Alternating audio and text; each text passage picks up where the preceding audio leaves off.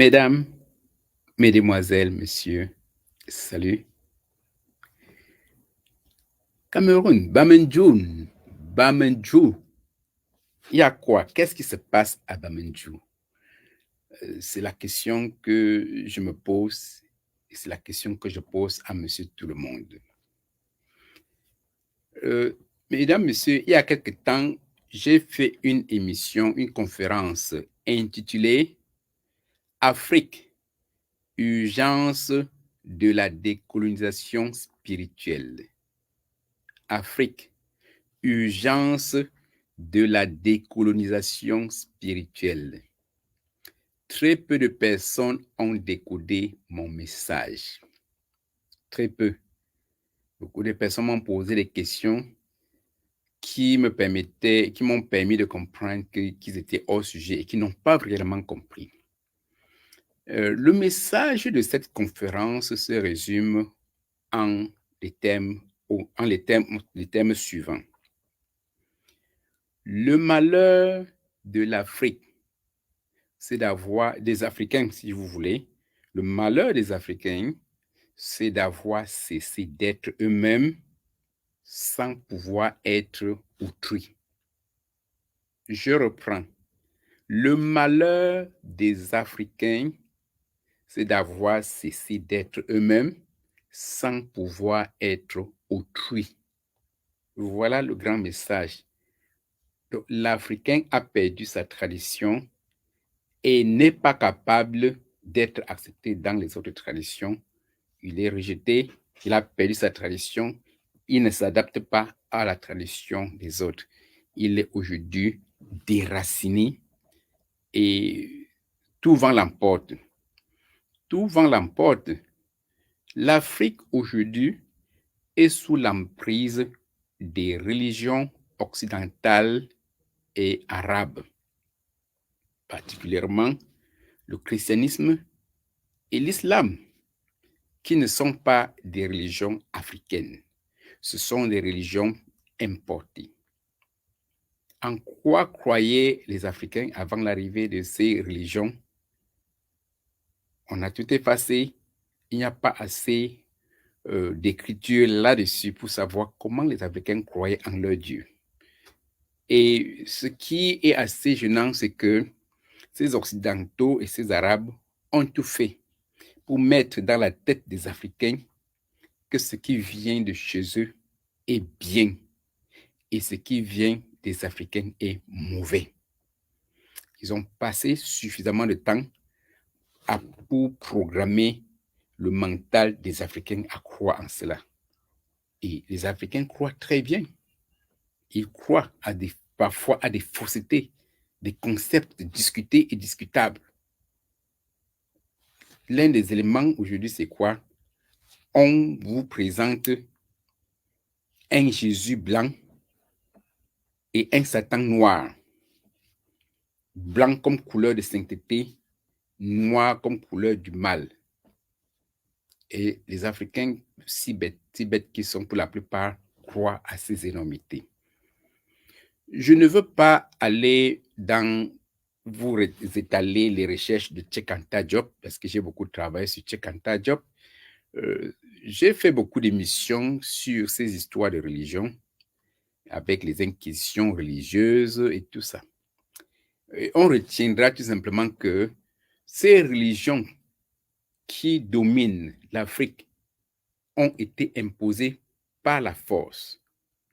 L'Africain n'avait pas le choix d'accepter l'islam ou le christianisme. Pour la plupart, c'était par la force. On tenait le livre saint d'une main et pour endormir ceux qu'on pouvait, et on tenait l'épée de l'autre main pour tuer ceux qui n'étaient pas dociles ou qui jouaient aux rebelles. C'est comme ça qu'ils ont imposé toutes ces religions en Afrique. Et aujourd'hui, les Africains sont plus croyants que ceux-là même qui prétendent être l'auteur de ces religions. Vous allez voir les Africains passer l'essentiel de leur temps dans les églises, 7 jours sur 7 dans les églises. Ils ne partent même plus au travail, ils sont dans les églises, réveillés, Alors que ceux-là même qui ont apporté les religions en Afrique, ils sont au travail. Ils ont des temps limités de prière. Parfois, leurs églises sont vides. Par contre, en Afrique, les églises sont bondées. 2000, 5000 personnes dans une église. Alors que en Occident, on trouve des églises de 5 personnes, des églises de 4, 10 personnes, 15 personnes. Je veux juste tracer, vous montrer ce contraste dans, n'est-ce pas, sur cet aspect religieux. Et ce qui est intéressant, c'est que nous devons nous appesantir sur ce qui se passe à Bamendjoun. Alors, il se trouve que Bamendjoun, c'est un petit village situé à l'ouest du Cameroun. Ce village a pour chef le roi Soukoudou. Des recherches sur plusieurs sites, y compris Google, nous signalent que le roi Soukoudou est né en 1948. Cela veut pas ricocher dit que c'est le plus vieux chef de l'Ouest en ce moment. C'est un monsieur respecté et respectable. Et ce que nous connaissons, nous savons de lui, c'est que il a tellement subi, il connaît tellement de choses qu'aujourd'hui, la nouvelle génération doit le considérer comme un livre d'histoire. Un livre que nous pouvons feuilleter pour apprendre beaucoup de choses pendant qu'il est encore vivant. Alors, il y a des fêtes qui se sont déroulées ces jours-ci dans ce village et qui suscitent un peu des points d'interrogation.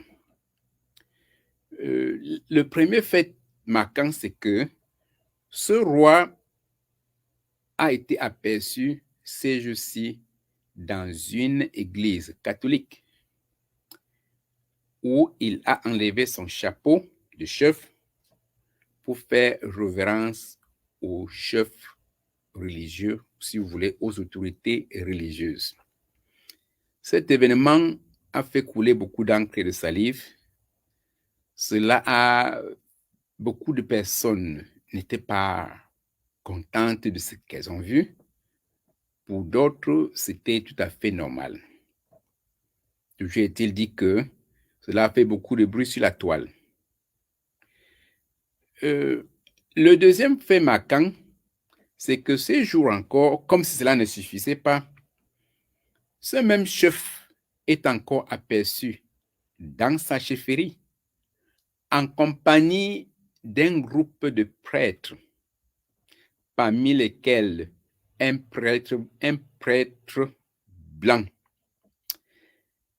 Et ce qui est marquant, c'est que le roi Soukoudou a habillé ce prêtre blanc en tenue traditionnelle, particulièrement le ndop.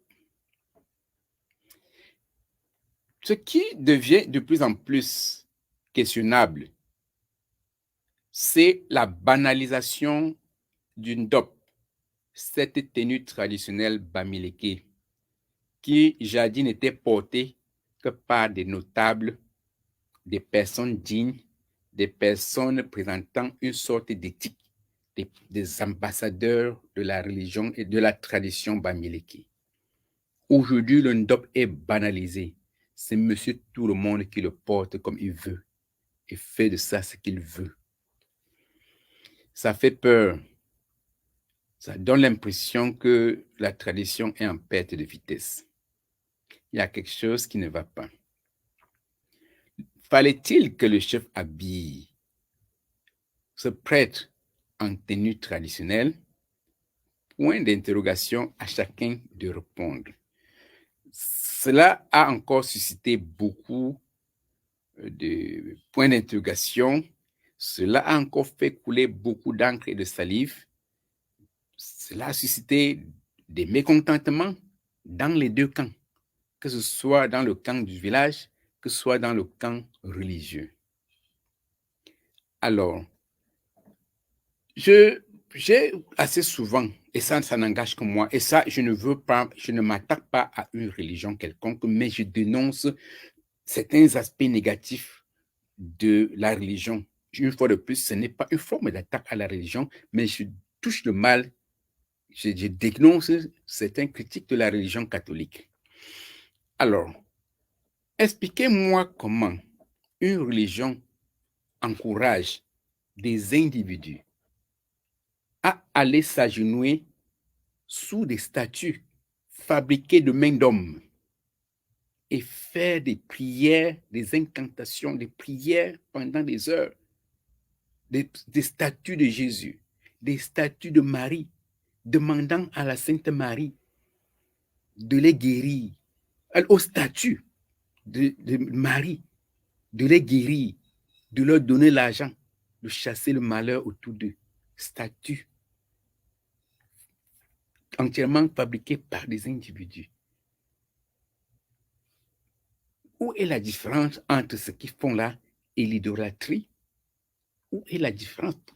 Allez dans le dictionnaire, vous voyez ce qu'on appelle, vous cherchez le mot idolâtrie. Ça, c'est de l'idolâtrie pure et simple. Bien. Et ce qui est aussi intéressant, c'est que dans ces religions, on vénère les morts. Ces morts aujourd'hui appelés des saints. Sainte Marie, veillez sur nous. Saint Pierre, Saint Cécile, saints. Les gens qui sont morts et qu'on les appelle des saints. On demande aux morts d'intercéder pour les vivants. Il y a quelque chose qui ne va pas dans ma tête. Ils sont saints par rapport à qui et par rapport à quoi? Point d'interrogation. Et au Vatican, je suis bien informé, au Vatican, il y a des salles, des lieux où on a momifié des personnalités catholiques, y compris presque tous ces papes. Si vous allez dans le Vatican, vous allez voir leur corps. On a emballé, embaumé, et ça fait l'objet de pèlerinage. Des gens viennent et voient ces corps conservés. Alors, et cette même religion vénère vraiment les morts. À un certain moment de l'année, une période précise de l'année, on les voit aller nettoyer les cimetières, nettoyer les tombeaux de personnes qui sont mortes, placer des fleurs, des gerbes de fleurs et prier avant de rentrer. Paradoxalement, ces mêmes personnes posent des interdits aux Africains. Ils font savoir aux Africains, merci, ne m'appelez pas s'il vous plaît. Je ne sais pas pourquoi, excusez, hein. Excusez-moi. Je ne veux pas appeler, je ne veux pas répondre aux appels. Et ça fait perdre le train de la communication. Je disais que ces mêmes religions posent des interdits aux Africains. Ils disent aux Africains, ceux-là demandent aux Africains de ne même pas penser aux morts. Laissez les morts, enterrer les morts, ne vous occupez pas d'eux. L'Africain ne peut pas aller s'agenouiller devant son grand-père qui est mort pour demander une faveur, alors que ces mêmes personnes partent demander des faveurs au statut de Jésus ou au statut de Marie. Ouais, je dis même penser à leur mort et c'est interdit. C'est interdit. Alors ça crée des sujets de discussion et à chacun de tirer la leçon qui s'impose. Je ne veux pas m'entrer dans ce débat religieux, mais j'attirais juste votre attention sur ce fait-là qui me frappe toujours. Et aujourd'hui, beaucoup de personnes pratiquent ce qu'on appelle le syncrétisme religieux. Le syncrétisme religieux, consiste à croire en deux dieux à la fois. Vous voyez des gens qui croient au Dieu chrétien ou musulman. Une fois sortis de l'église ou de la mosquée, ils se retrouvent en train de pratiquer tous les aspects de la tradition, de leur tradition. Ça, c'est ce qu'on appelle le syncrétisme religieux. Est-ce que c'est biblique? Point d'interrogation, à chacun de juger. Et un autre fait qui m'a vraiment frappé dans le passé, c'est le cas, paix à son âme, du cardinal Christian Tomi du Cameroun. Au crépuscule de sa vie, on l'a aperçu dans un coin assez discutable, en train de faire des sacrifices traditionnels avec de l'huile, avec des feuilles, de l'arbre de paix et tout cela dans une forme de tradition qui était assez suspecte. Et quelques temps après, il a rendu l'âme. Il a rendu l'âme. Quel message donnait-il aux membres de son Église? Alors, je voudrais ici finir ma conférence dans une série de questionnements. Toi, catholique, chrétien catholique, qu'est-ce que cela t'inspire quand tu vois ton prêtre à la chefferie dans les cérémonies traditionnelles au contour inconnu?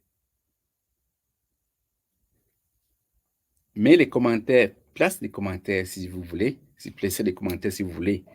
Et toi, traditionnaliste, qu'est-ce que cela t'inspire quand tu vois ton chef traditionnel se décoiffer devant une autorité religieuse? Je n'ai pas de questions à ces questions. Je n'ai pas de réponse. Je vous prie tout simplement de poser vos commentaires dans cette conférence et on continue. Donc, c'était votre humble serviteur, professeur Wele, dans un questionnement. Qu'est-ce qui se passe à Bamandjoun? Qu'est-ce qui se passe là-bas? J'espère que le message est passé. À la prochaine.